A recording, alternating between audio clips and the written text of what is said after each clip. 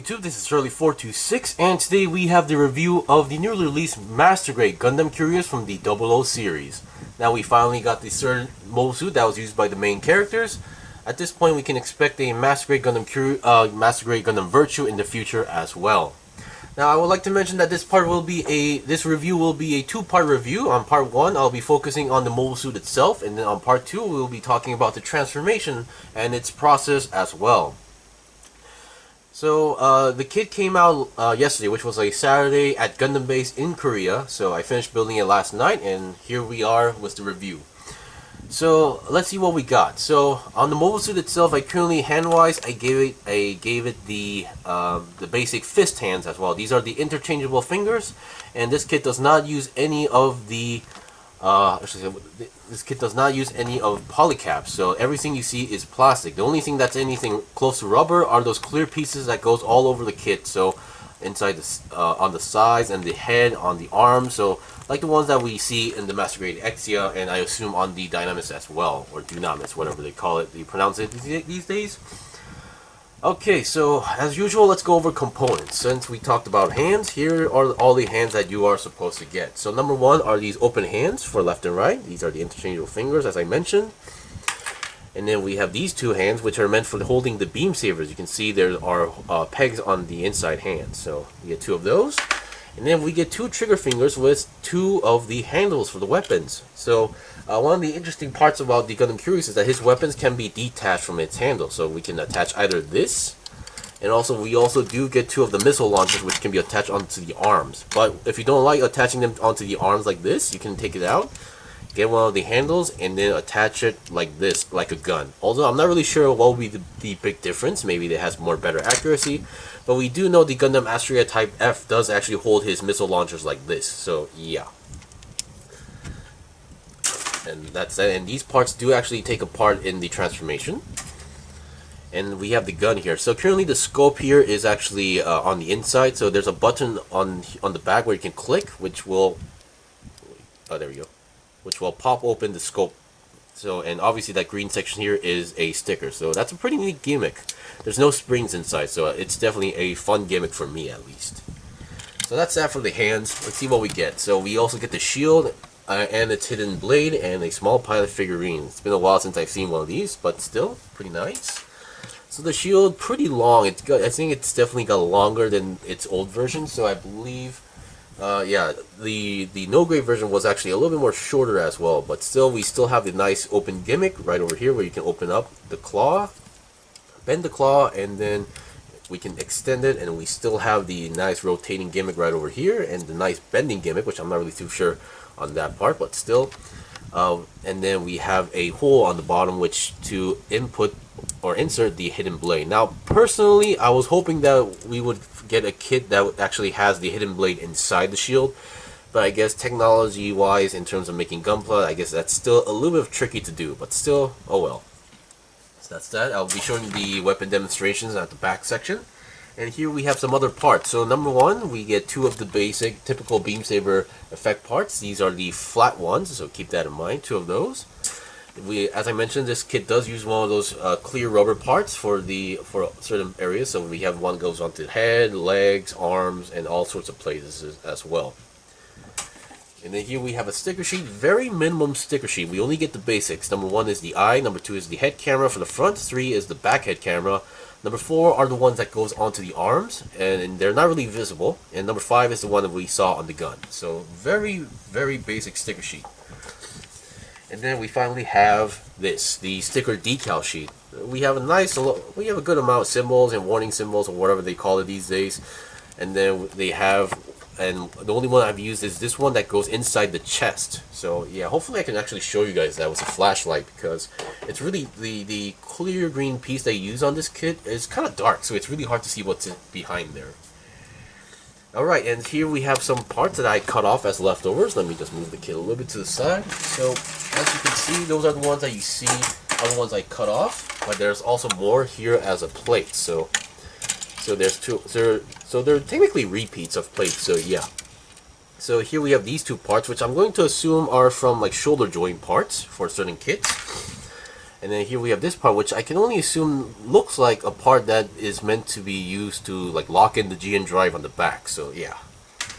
So here we have the white plate, which is the, I believe is the D plate, which is from the GN frame right over here. So we have parts that looks like a leg part and then a knee part as well. So we get two of those, same of those as well. And then we have the C plate, which is also from a Masquerade GN frame. So like basically a common frame part for the anything that uses a GN drive, like for the Jinx, the Exia, Dynamis. So this one looks like that goes something inside the leg. This part we have another locking part for a GN drive. We have a ball joint here. We have a polycap looking shaped piece. We have another part, maybe that's used for the arm or legs. More pieces all over here, which I cannot really remember. But we get two of each of as leftovers. So if you lost a part that happens to be one of those parts, you're in luck because you can buy the Masquerade Gundam Kyrios and use those leftover parts. Alright, so here we have the Masquerade. So as expected, I have also brought out the no-grade version. And it seems like size-wise, I can already tell the Masquerade version seems to be a little bit more taller than the no-grade version as well. And if we go a little bit closer, is that you can see the orange is actually much more darker in the Masquerade, while the no-grade version was definitely much more lighter. The Masquerade version is much more darker as well. And the back definitely has been a lot of improvement, because this back section for the no-grade was one of the biggest issues. Like, you can't really, this part actually takes a lot of space, but now the Masquerade Kyrios has basically fixed that aspect, so that's definitely a good point.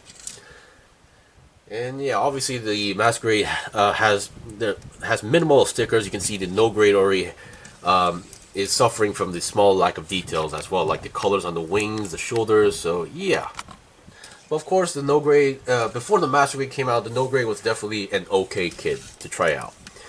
So let's see what we got in terms of articulation. So as I mentioned, this kit does not have any polycaps, so keep that in mind. Everything you see is plastic. So here is the head, which most stickers I believe are attached here. So number one is the eyes. Number two is the head camera at the front. Definitely an interesting design. And then three is this section right over here, this sticker. And here we have one of those rubber parts that goes inside the head on each side. And finally we are getting clear green pieces, because the no-grade actually just gave just clear pieces. So we have this neck joint which moves around, but this but that is actually meant for the transformation. But with that, we actually do get some decent amount of movement, so it can go down that much, up that much, and then 360 twist is technically possible. Of course, you're gonna have to push down those antennas to do so as well. So yeah, good to know, and up pretty well. And let's see, before we go for the body, I should go with the the shoulders. So number one, if you look at the back of these shoulders, we have these orange parts, which you think it might get in the way, which is kind of true. But at the same time, the no-grade version actually were pegs here when they were connected. But now on the Masquerade, these are now ball jointed pegs. So they not only they move side to side, but also front and back. So this actually does give extra more space for the arms to move around. So this is definitely an improvement. And at the back, we obviously have these parts right over here, which is technically a big section of the transformation.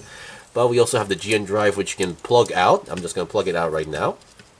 And like according to you guys, like the Exia and the Dynamis, you can put in two green LEDs inside for the front and back. But for this one, I think you can just put it in the front, so because the back is pretty much empty and blocked off. And just now, some of you guys actually mentioned on my Facebook is that inside here, the green cockpit section right over here, or something like that, you can open this section up. Well, not exactly open. I'm going to rip off the green piece right over here. Come on. There we go.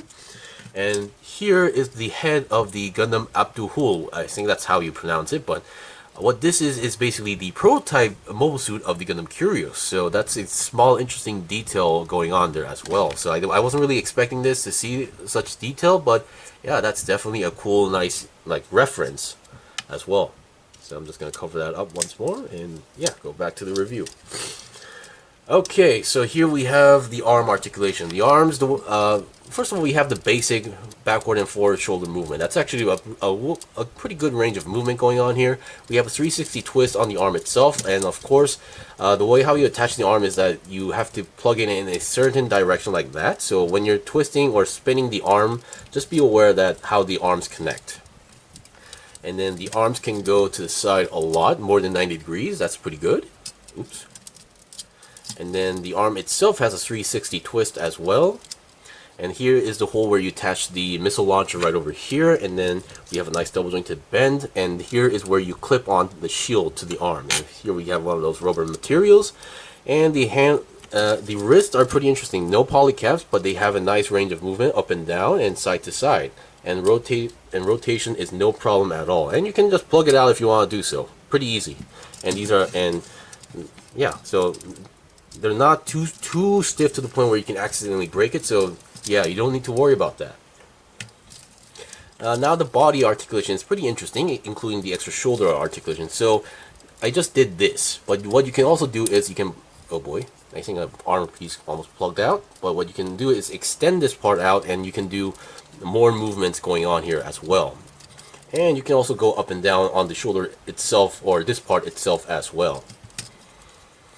And let's see, also, I think I should push this back in. And another thing is that you can also rotate the top section of the body like that. So you can see there's a rotating point on the top of the body, like that. I'm not sure how much, oh, there we go, this much. You can do that. And also on the bottom section, you can also twist left and right like that on the bottom section right over here. So one thing that you need to be aware of that is that once you're done, just make sure you make it back straight up. Or if you're not, if you don't clean it up, the kit might look like it's tilted even though it's standing straight. So you just need to make sure you get the right position. And then there is an ab crunch. Number one is that you can go forward like that. There is like a forward movement going on here. You can see that the part extending up there.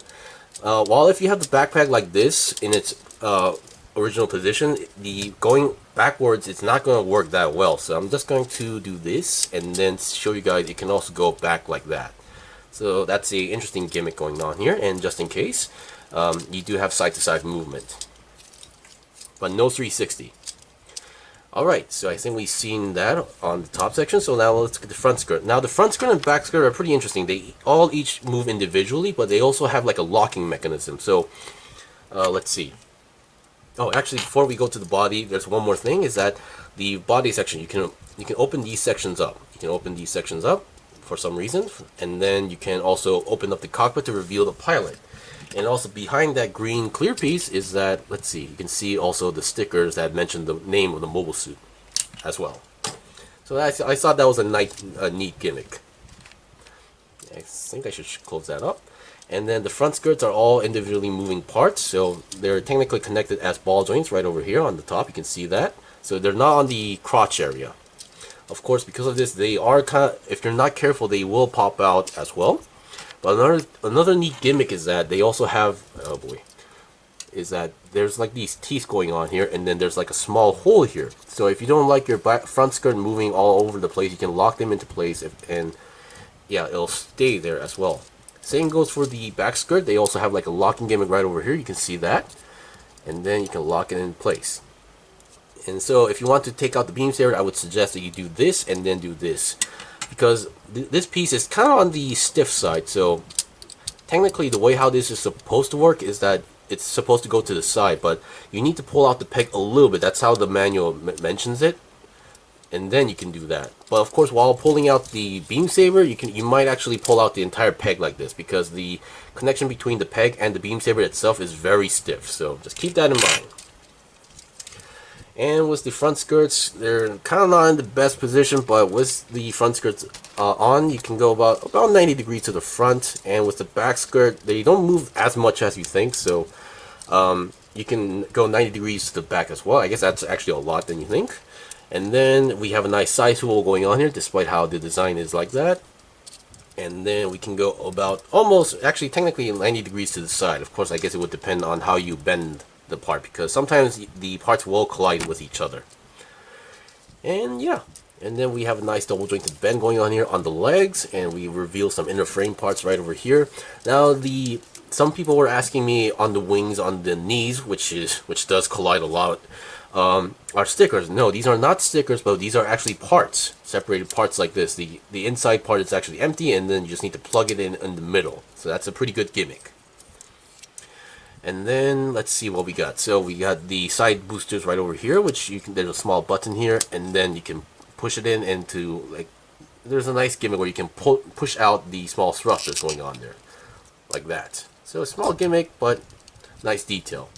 And we have more panel lining on the inner feet, and then on the legs, I mean. And then we have the feet, which have no polycaps, but they're all pegs. But we still have a nice range of movement. So we can go down that much, which is mostly for the transformation. But we can also rotate the feet because, if I said rotate the feet, because they are also on a peg, and mostly for the transformation. And we also have a nice pivot joint going on there as well. Oh boy, the kit has been all over the place.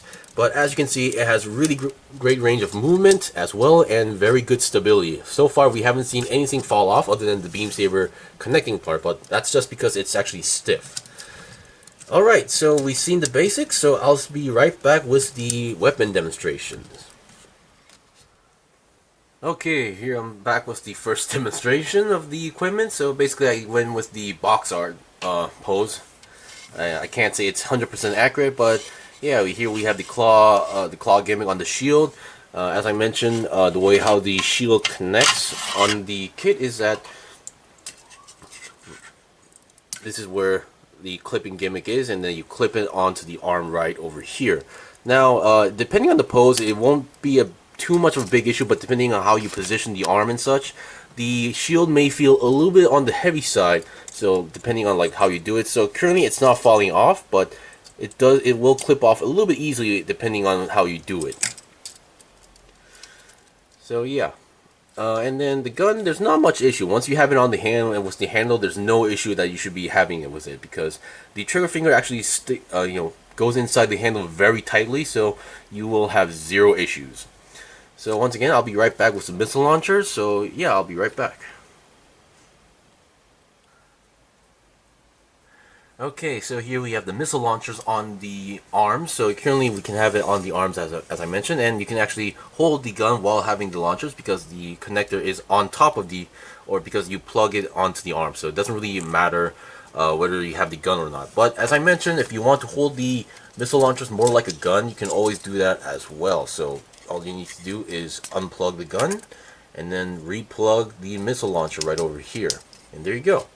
You can also hold it like a gun. Of course, oddly enough, come on, this can also work both ways. So you can actually plug it into the other side as well. I'm not sure how that works, but still, it works.